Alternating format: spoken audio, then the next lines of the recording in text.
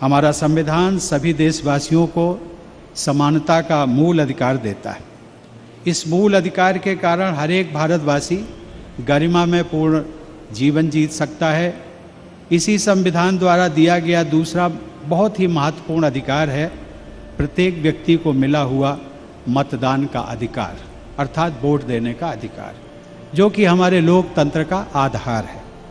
देश के गरीब, पिछड़े और वंचित वर्गों के लिए इन दोनों अधिकारों का विशेष महत्व है। यही संविधान हमें शिक्षा का अधिकार भी देता है।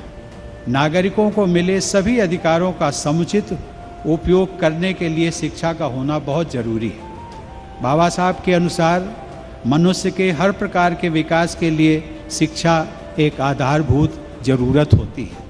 इसलिए उन्होंने इन वर्गों को जो नारा दिया था, जिसमें कहा गया था कि शिक्षित बनो, संगठित रहो और संघर्ष करो, उसमें भी हम सब देखते हैं कि बाबा साहब ने शिक्षा को ही प्राथमिकता दी थी। बाबा साहब के मुताबिक शिक्षा का अर्थ केवल किताबी ज्ञान तक ही सीमित नहीं होना था। उनका कहना था कि शिक्षा मनुष्य की प्रगति की कसौटी है। बाबा साहब के अनुसार जिस इंसान में इतनी समझदारी नहीं है कि वो अपने भले और बुरे के बारे में समझ सके, ऐसी शिक्षा पाने वाले व्यक्ति को शिक्षित नहीं कहा जा सकता, अर्थात उसकी शिक्षा बिना समझदारी के अधूरी होती है।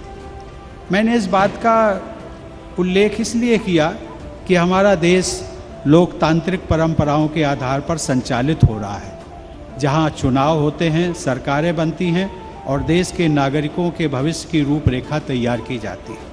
आज ज़रूरत यह है कि इन लोकतांत्रिक अधिकारों का प्रयोग करते हुए, लोकतांत्रिक प्रक्रियाओं से गुजरते हुए तथा अपनी सक्रिय भूमिका निभाते हुए अपने भले और बुरे की पहचान करने के लिए हम सदैव जागरूक रहें और समझदारी से आगे बढ़ते रहें।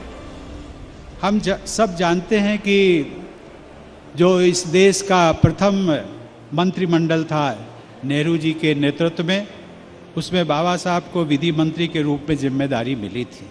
अगर हम लोग कभी ध्यान से देखें तो पता चलता है कि उस पूरे मंत्रिमंडल में उच्च शिक्षा की दृष्टि से डॉक्टर अंबेडकर के पास देश और विदेश के विश्वविद्यालयों से प्राप्त जितनी डिग्रियां और उपाधियां थी, उतनी मंत्रिमंडल के किसी अन्य सदस्य के पास नहीं थी।